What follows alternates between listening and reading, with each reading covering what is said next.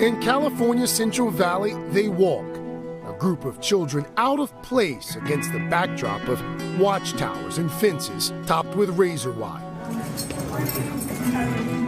This is Salinas Valley State Prison, home to more than 3,000 of the state's most serious criminal offenders.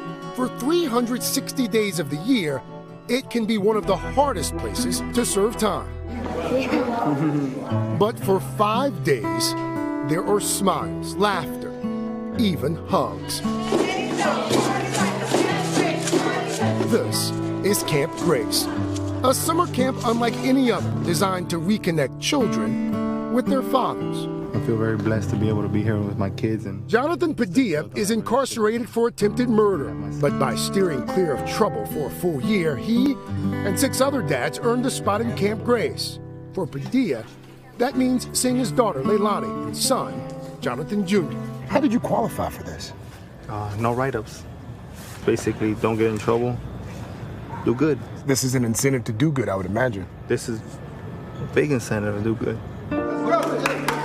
There are no saints among the men here. Many are in for long sentences. But organizers say that the children shouldn't be punished along with their parents.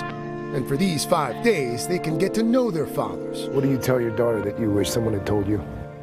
To see the things that really matter in life. Families what really matters, and education and being really close. Karen McDaniel and Sutina Green met in a prison visitor's room while their husbands were incarcerated. They saw the impact that had on their own children and decided to start Camp Grace. Is this a camp for the incarcerated, or is this a camp for the kids?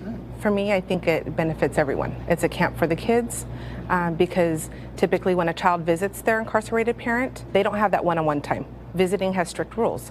Typically it's one hug and one kiss at the beginning and at the end. And I think the fathers benefit giving them a little bit of normalcy. The fact that these fathers have remained discipline-free and have earned this makes this prison safer. That means that every single correctional officer that walks through these gates is safer today because of this camp. I had a lot of fun yesterday. Not only that, I guarantee you not one of these children will ever spend one day incarcerated.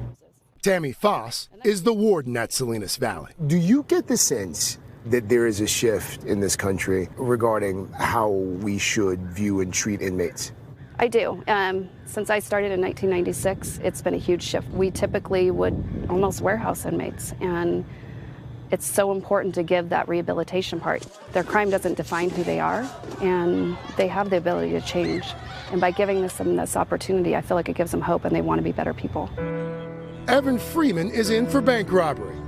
This is his son Evan Jr.'s second year at camp. To those who would look at this and say, these guys, they don't deserve to have this kind of time with their kids, what would you say to them? They're probably right. But my kid deserved to have time with me. Whatever the reason why we're here, we still people. Our kids are still kids. They still need their dad in their life. In a place where the men have nothing but time, the 5 days slip by quickly. The happiness is fleeting. How hard is it, you being on the outside and him being on the inside? Very hard. What's the hardest part? Not being able to see him. How do you deal with that on a daily basis? How do you cope? It's hard. It's hard, and I know he needs these things, and I'm not there to provide them. So it's hard, you know. And it's another thing that's fortunate for me is that I'm in a cell by myself now, so I can't cry when I want to cry. There are tears on the last day of camp, final embraces too. As the children are led home, their fathers call to them from the other side of the fence. I love you, Lonnie. The men must wait another year to earn a chance to be touched by grace.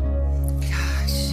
Oh, wow. The organizers say that there's another benefit, and it wasn't something that I considered going into it. The kids. So when your dad or mother, in some cases, when they're sentenced to 20, 30, sometimes 40 years, and you're the child of an inmate, there's a stigma that's attached to that. So during the course of the summer camp, they form bonds with these other kids, and they become friends, and they have like their own social media together. But they become like besties with the other kids who have parents who are incarcerated. It's such a sensible thing to do, and just seems to have such an incredible benefit to everyone who's touched by it. Those kids have to wait a full year for the camp to start up? Can they just go and visit? They can go and visit, but when you have the traditional visitation... You don't get that. Sure. Yeah, you don't get the one-on-one time. But yeah, they can go and visit. Wow. But, it really is. Not only are we taking a look at criminal justice reform this week, our friends over at USA Today are doing it as well. We're going to talk about their Lifers series with one of the reporters behind it later this morning at 11 a.m. on MSNBC. Craig, that was an incredible story. Really Thank you so much. And tonight there's a special Dateline. You can see more of Lester's reporting from inside the nation's largest maximum security prison. This entire series really opens eyes and I think is thought-provoking for all of us. I really encourage you to watch it 10, 9 Central right here on NBC. Craig, that was a great story. I think so.